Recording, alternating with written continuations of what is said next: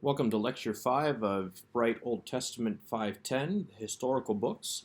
Today we're going to be continuing our study of 1st and 2nd Samuel, really getting into 1st Samuel chapter 10 all the way through 2nd Samuel chapter 5. We have almost 26 chapters to cover, so let's dig in. The portion of 1st Samuel that we're going to look at today goes from chapter 8 all the way through 2nd Samuel chapter 5. The rise of the kingship really begins in chapter 8, as the people of Israel reject the idea of Samuel as judge and request a king. God acquiesces to their sinful request and gives them a king. Although he doesn't give them the king that they need, he gives them the king they ask for. Thus, Saul's name is appropriate, Shaul meaning requested one or the one who is asked for, and Shaul meaning please give me something or a request. And so here the people, Shaul, they request a king, and they are given Shaul. They're given what they asked for. As we saw last week, what they asked for is not good, and God gives them something that's not overly good, until he's ready to send them the man after his own heart, to send them King David. The narrative will follow Saul from chapter 9 all the way through the end of 1 Samuel, at which point Samuel will die in chapter 25, Saul will die in chapter 31 alongside all of his sons, and then in chapter 1, his body will be recovered by the men of Jabesh Gilead. David will reign in Hebron after the death of Saul, because the followers of Saul will take Ishbosheth, the son of Saul, and make him king instead, since all of his brothers died in the battle back in chapter 31 of 1 Samuel against the Philistines. Ishbosheth will take over. Ishbosheth's name is probably Ishbaal, meaning man of the Lord, man of the master, man of the husband, literally. This makes a whole lot more sense than Ishbosheth, which means man of shame. The Old Testament is pretty well known for changing names, especially those who put themselves as enemies to Israel. Thus, even the devil's name, Beelzebul, is changed to Beelzebub, from the Lord of the harvest to the Lord of flies, hence the name of the famous book, The Lord of the Flies. This will be our overview of 1 Samuel then today as we look at chapters 8 through chapter 31 and then on into 2 Samuel. Chapters 9 and 10 are fairly fascinating. There's a lot of information in these two chapters, some of which we simply skim over out of habit as we're reading through 1st and 2nd Samuel, since we know the story. Saul goes to get donkeys, but it turns out that this is providential, as he's meant to go to Ramah to see Samuel. Samuel has set aside a special portion for him, knowing that he was coming, even though Saul didn't know he was coming. Samuel knows because he's been told by God. He's been warned ahead of time that Saul is coming. And Samuel is going to anoint Saul as king over all Israel. However, Saul is a very reluctant hero. So there are actually 3 times that Saul is selected as king. This being the first one, God himself has selected the king and said, "This is the king. You are to follow him." It helps that Saul, we're told, is taller than anybody else in his culture. It also helps that he is more handsome than anybody in his culture, as he's said to be good, tov, not a reflection of his spiritual goodness, but a reflection of his physical goodness, that he is tov, or better than anybody else in Israel. So Saul is the great choice that the people are going to choose in the next chapter, but for now God chooses him and has Samuel anoint him. Even though we find out in 1 Samuel chapter 10 that Saul has been anointed as king, 1 Samuel chapter 10 is also an indication that something is not quite right with Saul. That again, his elevator doesn't quite go to the top spiritually. We see some issues here in the text because Samuel tells Saul who he's going to meet on the way back to Gibeah. And he's told that he should, there in verse 7, "When these signs meet you, do what your hand finds to do, for God is with you." Remembering, of course, there in verse 6 that we are told that there is a garrison of the Philistines in Gibeah. So the expectation is, especially when the Spirit of God rushes upon him, as we saw several times within the book of Judges, whether it be Othniel, whether it be Samson or Jephthah, as the Spirit of God rushes upon a person, they usually act. They usually do something. And yet here is Saul in verse 6 going back to Gibeah, where there is a garrison. The Spirit of God is going to rush upon him, and he's going to do absolutely nothing. Instead, he goes home. He doesn't even tell his father about becoming king. Instead, he goes home. He doesn't fight the garrison. He doesn't call out the troops. He doesn't even go and attempt to parley and bargain with them. He just simply ignores them. Great. So there's a garrison of troops there in Gibeah. So what? At the end of his reign, he could probably say the same thing. There is still a garrison of troops in Gibeah. Saul, the text seems to imply, was meant to drive out those troops, but he does not. He does not drive them out. He leaves them there, again, as a snare. But again, the fact that he had the opportunity to deliver Israel, and he does not. Instead, we'll have to wait till the next couple chapters to find out what exactly Saul is going to do to deliver the Israelites. The rest of 1 Samuel chapter 10 and following continues the theme that there is something off about Saul. He just simply doesn't do what he's supposed to do the way that you would expect a king to do it. Remember, the king, according to the people in chapter 8, was supposed to go before them and lead their battles. However, when they decide on this second occasion to anoint Saul as king, they can't find him.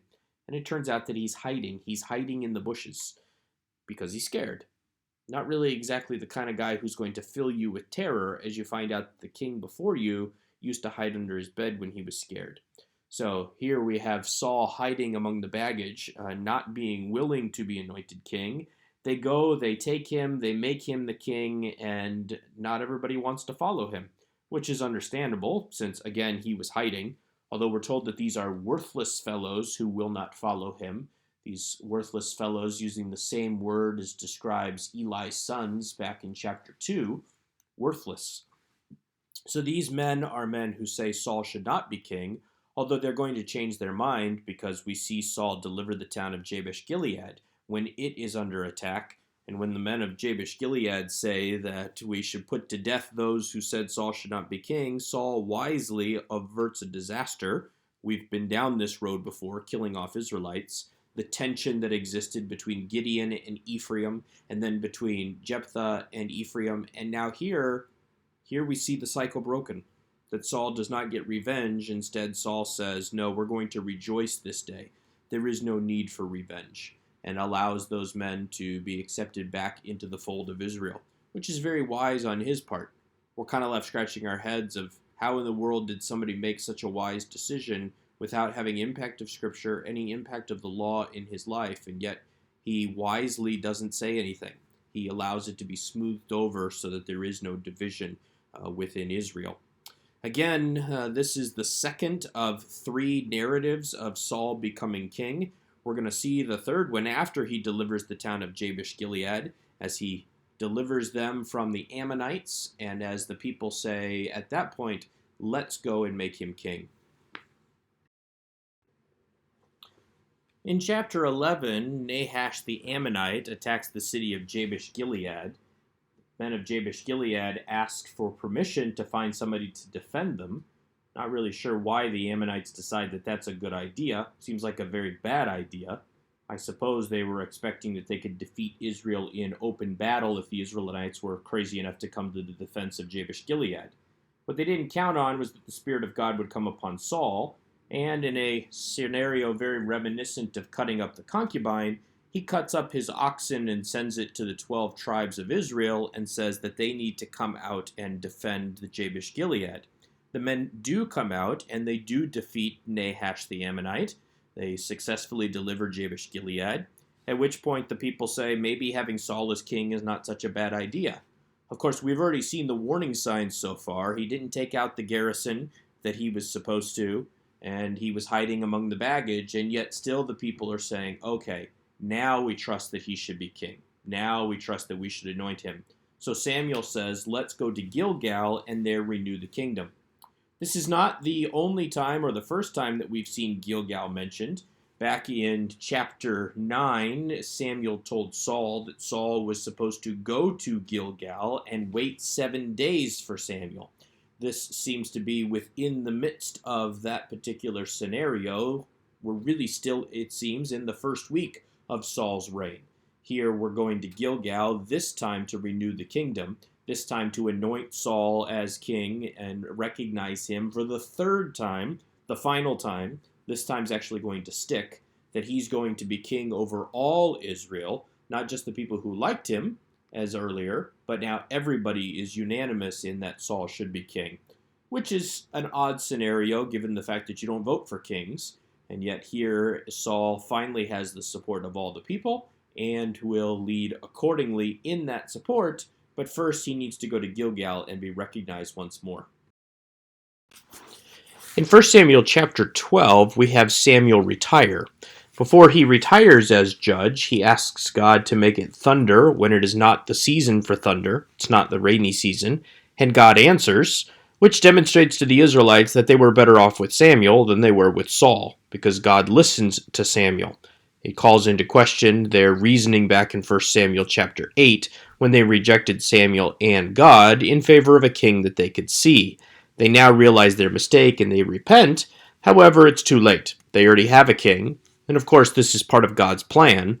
Although we wonder if the people had waited on God's timing, it is likely that God would have given them a king anyway, but again would have given them someone in his timing and after his own heart, perhaps giving them David without having Saul.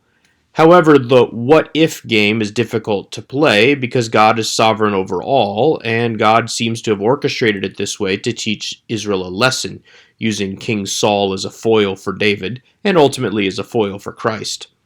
In 1 Samuel chapter 13, we read that Saul lived for 1 year and then became king, and that he reigned for 2 years over Israel.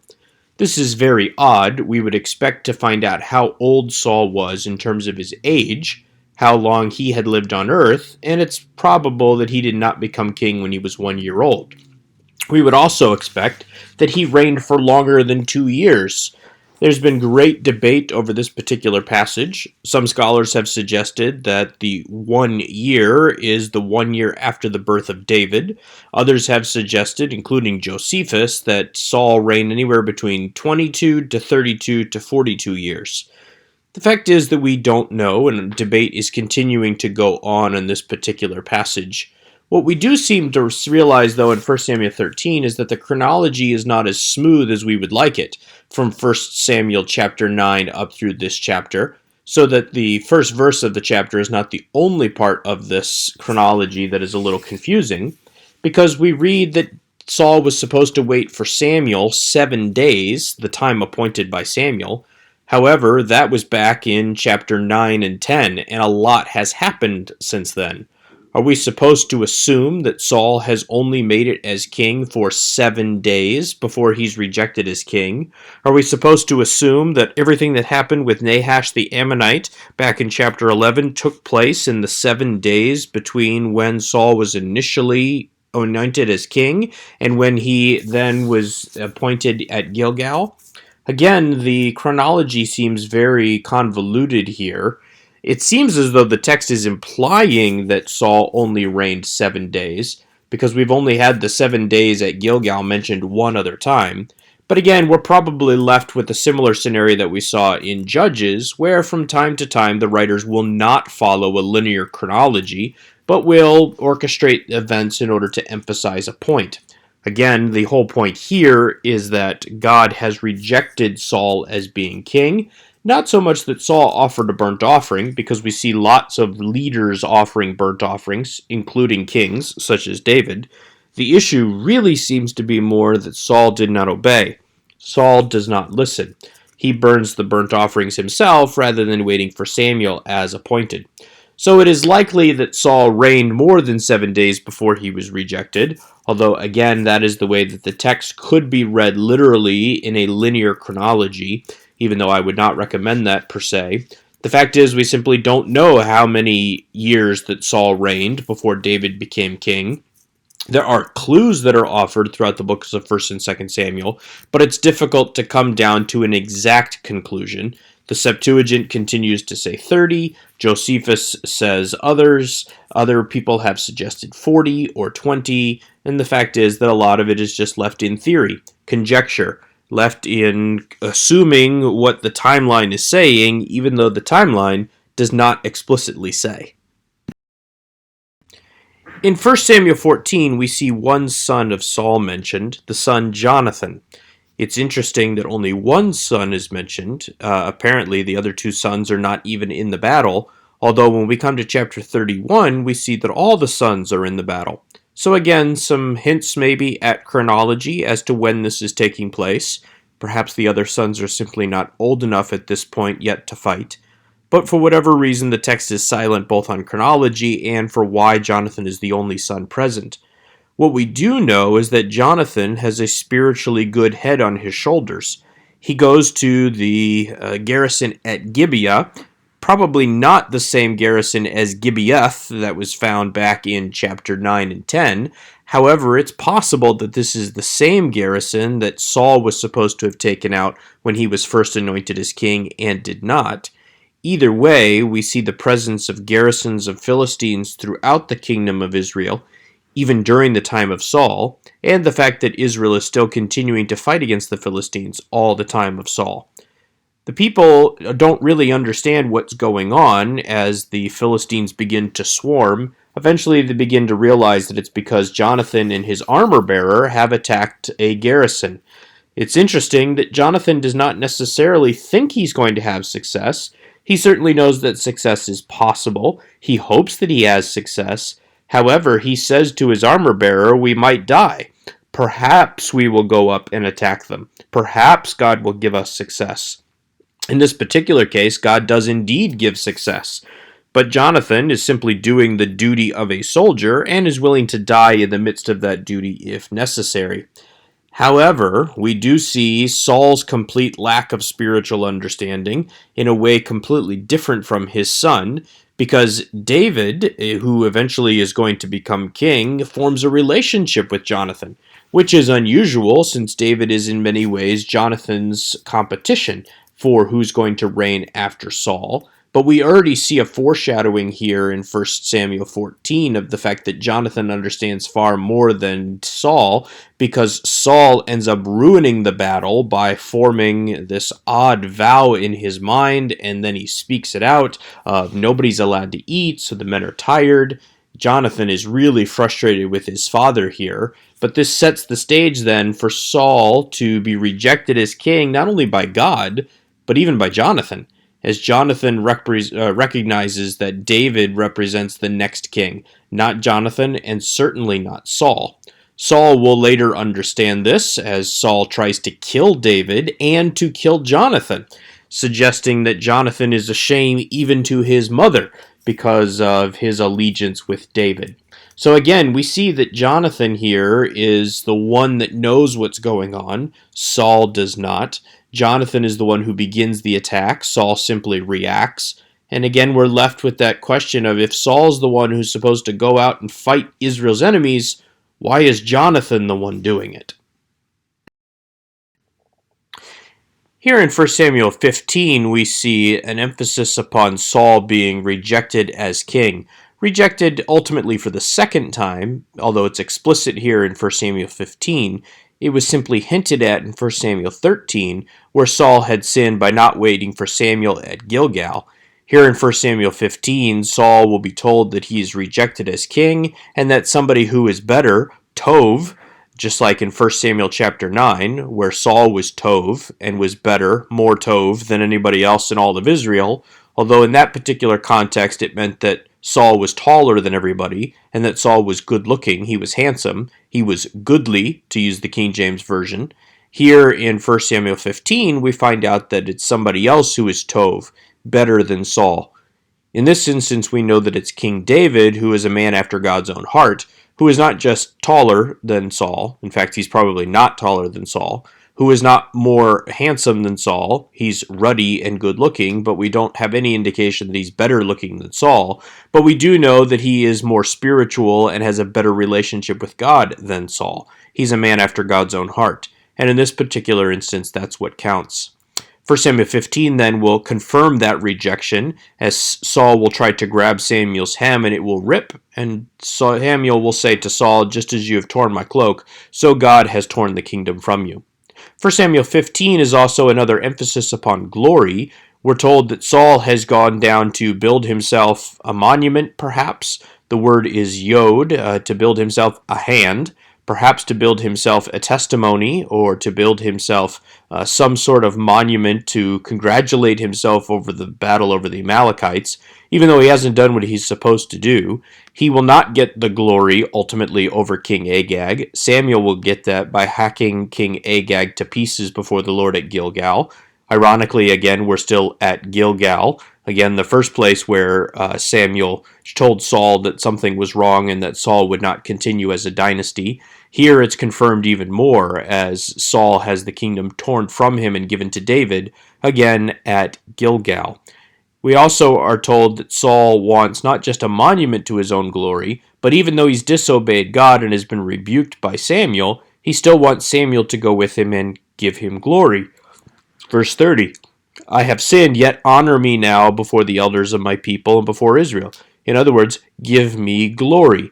Samuel does go along with it and gives Saul the glory somewhat for a victory, although it's a hollow victory because of the fact that Samuel is the one who kills Agag and because of the fact that Saul has now lost the kingdom and will lose it completely to David after Saul dies. So 1 Samuel 15 is really an emphasis upon that theme of glory and how it is that we get glory.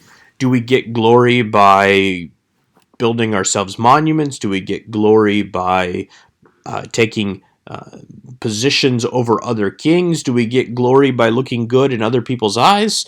And the emphasis is no, we get glory by what we said back in chapter 2, glory by giving God glory and obedience. 1 Samuel 15 is also unusual because this is the passage that says that God repents or that God regrets something. Even though we're told in chapter 15, verse 29, that the glory of Israel, again, there's our emphasis upon the theme of glory, that the glory of Israel does not lie or have regret, or does not repent, as the old King James Version says, for he is not a man that he should have regret. And yet we were told back in verse 10 that God does have regret. So what exactly does this mean? Well, this is very similar to what we saw back in Genesis chapter 6, where we saw God regretting that he had made man. It's not that God has done something out of his will, out of his plan, or that God has somehow made a mistake. Instead, God is saying that he has the human emotion that we might associate with regret, but it's not a true regret, because God is doing exactly what he knew he was doing.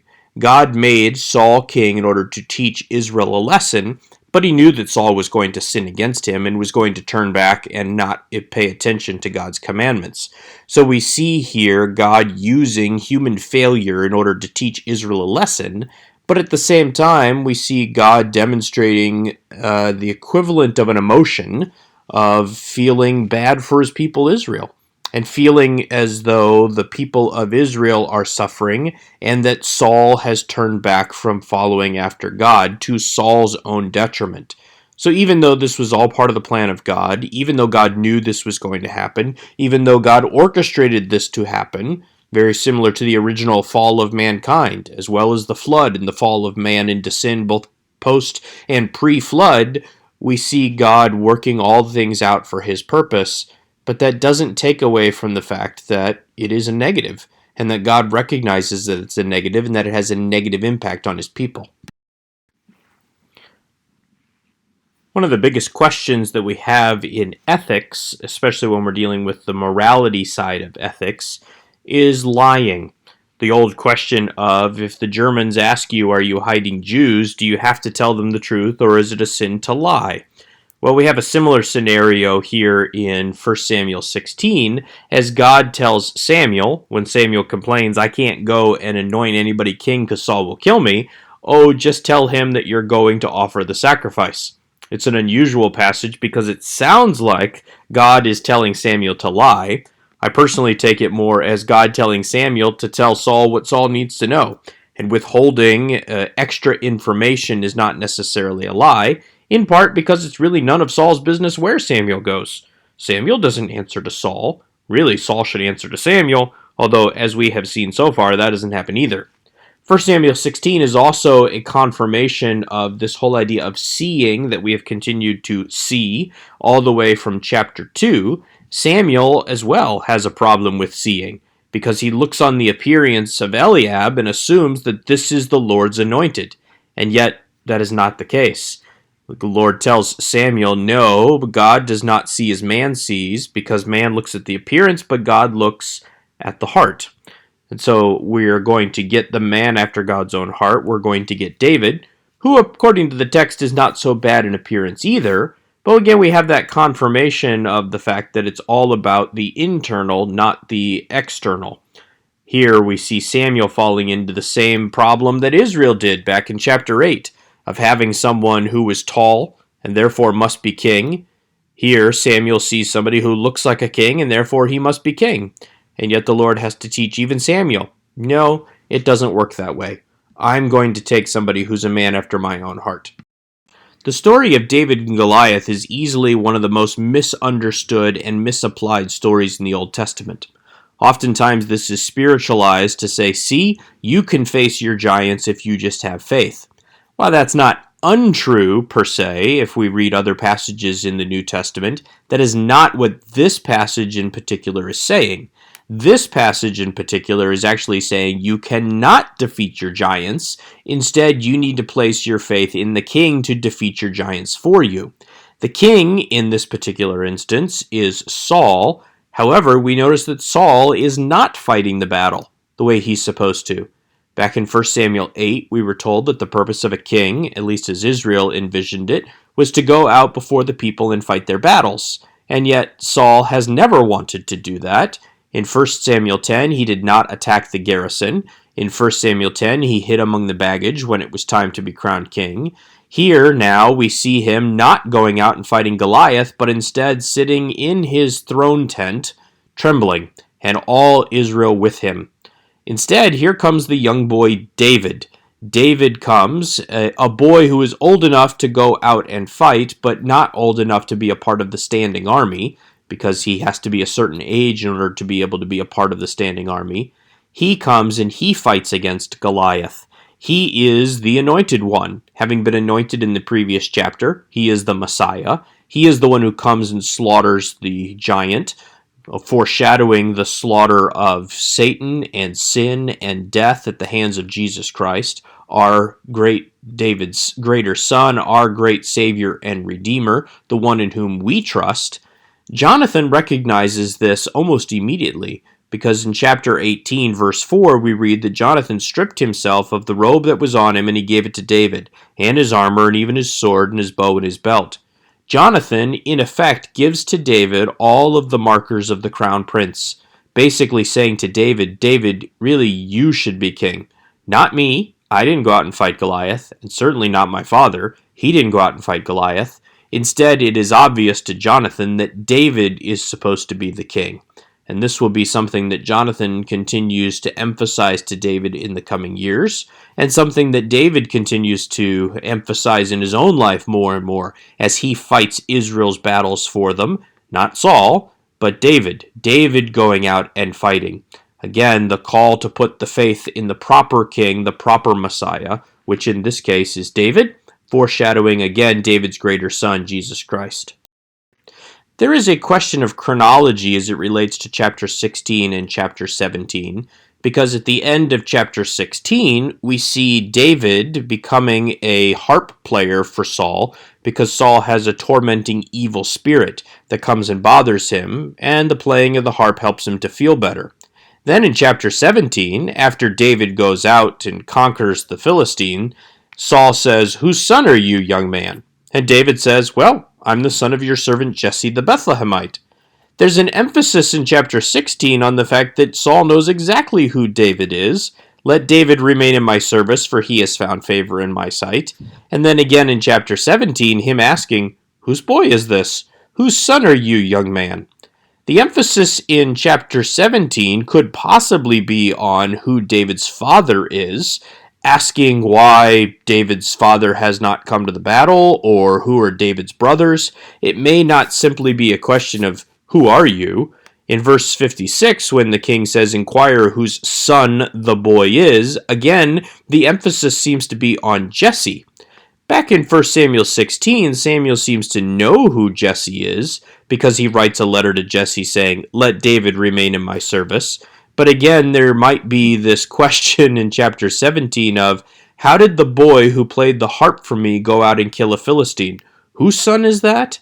Again, assuming that perhaps Jesse is some mighty warrior that 1 Samuel 16 is not aware of, and Saul questioning, do I need to be concerned about this mighty warrior, or do I want to make this mighty warrior of Jesse part of my army? So there could be a number of different explanations for why 16 and 17 are phrased the way they are. Another possibility is simply chronology, that there are different stories put in a different order than they actually took place, so that in chapter 17, Saul finds out who David is, but in chapter 16, which takes place later, at least the end of it, Saul is telling Jesse, I want David to stay with me. So again, number of different ways to put these together. They don't have to prove that the stories are made up or false. David's humility in 1 Samuel 18 has sparked a lot of discussion amongst scholars. What does David mean when he says, I am a poor man and have no reputation? We have to remember that the theme of glory or reputation that has taken place so far in 1 Samuel has suggested that you receive your reputation or your glory by glorifying God. And David has certainly done this. He glorified God in 1 Samuel 17 and killed Goliath. However, here David says he has no reputation, which causes us to scratch our heads and to wonder, you've already killed Goliath, you've been said to have killed your tens of thousands, not saying that he's killed more than Saul. Actually, in Hebrew poetry, line B is parallel with line A, and here tens of thousands is parallel with thousands. Hebrew poetry just tends to take line B a little bit further than line A, so that 4 in line B would actually be parallel to line A and 3, even though in our minds 4 is greater than 3. So here tens of thousands is not necessarily meant to be greater than thousands, although Saul takes it that way, and although we have seen it that case in 1 Samuel where David certainly is greater than Saul. And not in keeping with David's declaration that he has no reputation, he's been recognized by Jonathan as the crown prince and has actually been anointed as the next king by Samuel. So how can David say that he's a poor man and has no reputation? Again, we don't really know. It seems that David has something in mind here. He's willing to go and kill Philistines in order to marry Michal, but he passes up the opportunity to marry Merab.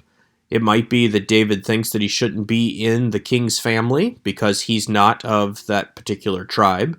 It's possible that David is emphasizing the notion of marrying within your clan. It's possible that David is thinking I'm supposed to kill, if that's his mind, I'm supposed to kill Saul and all of his family so that I can become king. Although we certainly see later on that David understands he's not supposed to touch Saul. So what exactly does David mean in this? And the answer is we don't really know. Lots of theories, lots of discussions, but we're not really sure. It might simply be a demonstration of David's humility, David's meekness, that even though he has accomplished so much, he still understands that being the anointed, which Saul is of such a higher position than him because he's not currently the king. Saul is the king, and he's deferring to the honor that is associated with that position in Israel, so that we see David's meekness even though he's got plenty to be proud of. For the rest of 1 Samuel, chapters 19 through 31, David is on the run from Saul. Although, as we examine these chapters, there are a lot of oddities to these chapters, especially as they relate to David's faith, and especially as they relate to his relationship with God. Should David have run from Saul in the first place?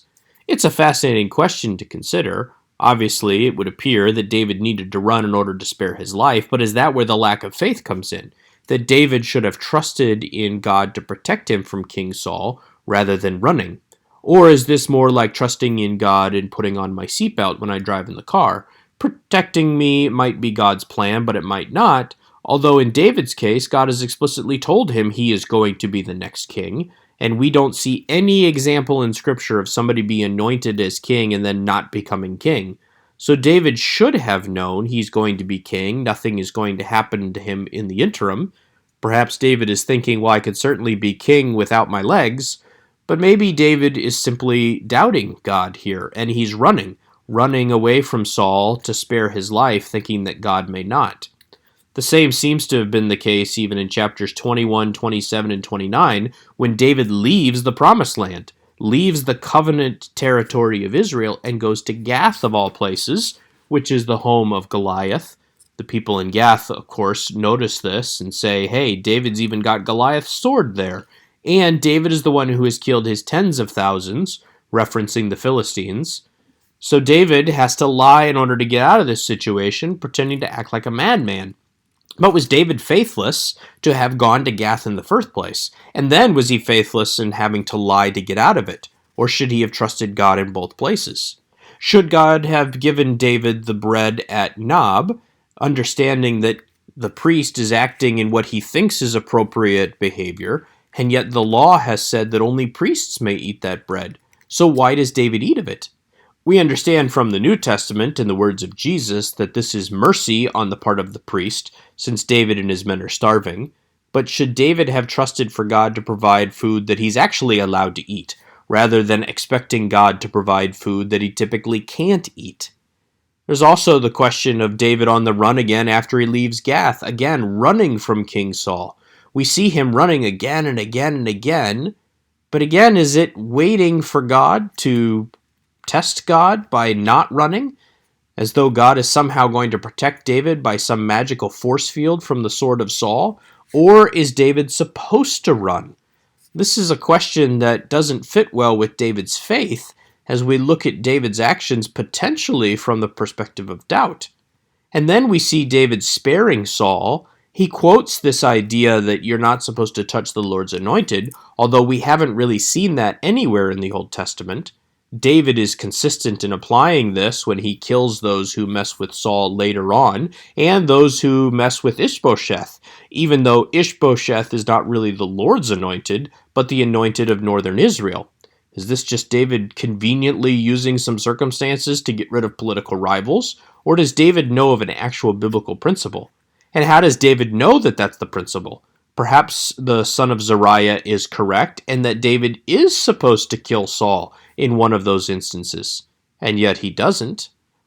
Obviously, David does not have a problem killing anybody from the line of Saul because he kills some of his nephews in 2 Samuel, allowing the Gibeonites to slaughter them. Again, these are those who are related to David by marriage, and yet he has no problems handing them over to be killed. So why does David have a hesitancy here to kill them? Jonathan even understands that that's a possibility because he makes David promise to spare Mephibosheth, Jonathan's son, because Jonathan knows that when kings come to power, they kill those who are in their rivalry or those who were part of the previous regime. So why is David perhaps allowed to do that, but he's not allowed to kill Saul? Is David mistaken here? Or again, does David have a misunderstanding and a misplaced faith? And then in the interaction with Nabal and Abigail, does David overreact? He doesn't seem to be trusting God to provide if he's willing to take an insult and then go and kill the man who made the insult. He stopped by Abigail from actually doing this, but that was David's intention. In fact, he even takes out an oath against himself that he's going to kill Nabal and every man in that household. That doesn't sound like faith. Again, we're left with these odd circumstances. Why is David's faith potentially not in accord with these actions? Does David not have the faith that we think he has? How is David still called a man after God's own heart when he acts in such a way? The end of 1 Samuel serves as the end of Saul's life. Saul will die in 1 Samuel chapter 31, so this is really the beginning of the end. Saul also realizes that his conflict with David has not ended the way that Saul would like. Jonathan understands that Jonathan is going to be second in command and David will be king. Jonathan, again, back in chapter 18, having given up his position as the crown prince, recognizing David and his authority as the true king of Israel. Here, though, David is still communicating with God because he has an ephod and he has a priest.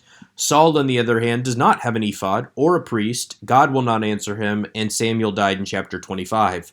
And so Saul instead is forced to go to a witch, the witch of Endor, and is forced to raise Samuel from the dead in order to talk to someone. Samuel's annoyed at being disturbed, but Samuel also tells Saul that soon Saul and all of his sons will be with Samuel, not saying in heaven, but in the grave. They too will be dead. And this is indeed what's going to happen. Saul and his sons, not all of them, but most of them are going to die, the older ones at least. Ishbosheth, for whatever reason, is of fighting age but does not go. Also, Saul has several sons by a concubine. Those may have been younger, and so they too do not go and fight in the battle. But the ones that do go and fight in the battle will die alongside Saul. Saul will be struck with arrows. He will then commit suicide by falling on his own sword, until an Amalekite comes along and kills him as requested in 2 Samuel chapter 1. Of course, we don't know if he was really requested or if the Amalekite simply saw an opportunity and took it, an opportunity to claim that he dispatched David's foe. That means that Saul was killed 3 times at the end of 1 Samuel and the beginning of 2 Samuel, once with arrows, although not completely, then falling on his own sword, not completely, and then being killed by the Amalekite, with the question mark on the final one. He may actually have died at the second one, but the Amalekite thought that he could garner favor with David in the midst of this. At the meantime, David is living amongst the Philistines in Ziklag. He's been sacking various towns in southern Israel who are enemies of Israel, enemies of Judah, although he tells the king of the Philistines that actually he's been sacking Judah itself. And David makes sure that he kills everybody so that nobody can get back and say, no, actually, David isn't attacking Judah. He's attacking us, the enemies of Judah. David is very much on Judah's side, working as a double agent here, which again raises all sorts of questions about David's faith and truthfulness in the midst of this. How can David claim to be a man after God's own heart? How can God describe him as a man after God's own heart if he's going to be lying, both to those who are among the Philistines, but also to all who are involved? David, though, is going out to battle with the Philistines against Saul and the Israelites, and we wonder how he's going to get out of this one. But again, David trusts in God, at least in this particular instance, and God does deliver him. The hearts of several of the Philistines are turned back against David, and they question the king and say he needs to go home or else he'll turn on us in battle. And we wonder what would have happened had David gone out to battle and actually fought against Israel with the Philistines. Even when David is dismissed to go home, he complains and says, I would have gone with you and I would have fought with you. And we're left wondering, is this true? Why are you lying to such an extreme degree? He goes back and finds that his own town has been sacked, which takes him out of the picture during the whole battle between the Philistines and the Israelites. Some secular scholars say it conveniently takes him out of the picture so that he can't be blamed. But even Christian scholars have to admit that God has orchestrated it so that David cannot be blamed for anything that happens in Saul's downfall. David has absolutely nothing to do with it. When Saul is killed, it's possible that the Philistines are going to overrun the capital city, or it's also possible that those who followed after Saul thought that the next person in line, perhaps Ishbosheth or perhaps David, would come and would kill Mephibosheth, who is the son, the firstborn son of the firstborn son. So Mephibosheth is the one who should sit on the throne.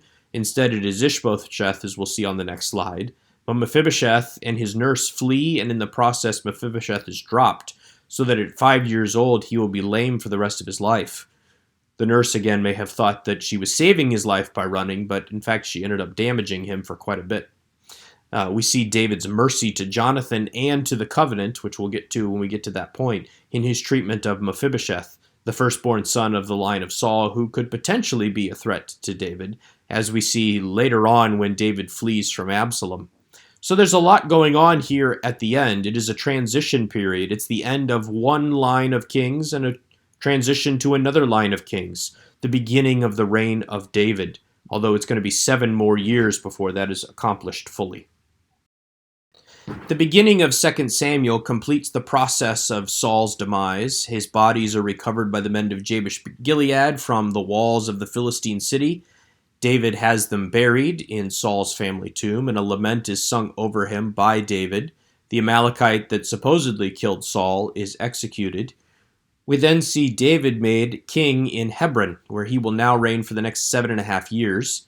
In the northern kingdom, Ishbosheth or Ishbaal is made king of northern Israel. He will serve for 2 years and then will be murdered. This 2 years either takes place at the beginning of David's 7.5 years, so that there is roughly 4.5 years of no king, 5.5 years in the northern kingdom, or it takes place at the end of this 7.5 year period, so that we go 5.5 years without a king, and then a king is appointed. Really, either of those could fit, although I tend to lean more towards the second one, the idea that the Philistines completely overrun northern Israel, kill Saul, kill the royal sons, and perhaps set up garrisons in the northern town. It takes quite a bit of time before the Israelites are strong enough that they can throw off the oppression of the Philistines and begin the retaking and reconquering of their own land. So it might be a time before they finally realize that, hey, it is time for us to set up a king. Abner sets up Ishbaal as king, who, as we saw, probably did not go into battle against the Philistines in the first place. Abner did, and Abner seems to think of Ishbosheth or Ishbaal as a puppet king, getting Ishbosheth to do whatever he wants. Abner even sleeps with the concubines of Saul, basically demonstrating Abner's prestige and the fact that Abner is the one who in any ways is the king in Israel, not Ishbosheth. Eventually Ishbosheth will die, but not before there are several battles that take place, which David and Judah win handily. Eventually, after sleeping with the concubines, Ishbosheth will unintentionally insult Abner, who then decides that he's going to take the kingdom of Ishbosheth and give it to David, which he attempts to do. However, before he can do that, he is murdered by Joab. So again, here at the beginning of 2 Samuel, we see some of the court intrigue that is taking place as Ishbosheth and Abner have a conflict, as Abner and Joab have a conflict over the fact that Abner killed Joab's brother in battle. And now Joab has murdered Abner, just as the men of Saul have murdered Ishbosheth or Ishbaal. Raises some questions in our minds as to whether or not we're supposed to understand Joab as being very similar to these men in the north who have killed Ishbosheth or Ishbaal. So we need to keep that in mind as we examine this passage, as well as understanding that there could potentially be a time gap that takes place in the period between Saul and David over all Israel, as only 2 of those 7.5 years are filled by Ishbosheth or Ishbaal. It would imply that the northern kingdom had been overrun by the Philistines, that the Philistines continued to hold control for some time. But now David is coming, and David will come as the conquering warrior, the conquering king, the man of blood, and he will indeed drive the enemies from Israel in his faith in the power of God. Well, that brings us to the end of our discussion on 1st and 2nd Samuel up through chapter 5. 1 Samuel, again, gave us the rise and then the fall of Saul. 2 Samuel gave us the rise of David, and now that process is complete. Saul is gone, and David is going to be king over all Israel, and he will reign in that capacity until his death. So with that in mind, go back and listen or rewatch any of the portions of this lecture that you think are necessary, and I will see you in class.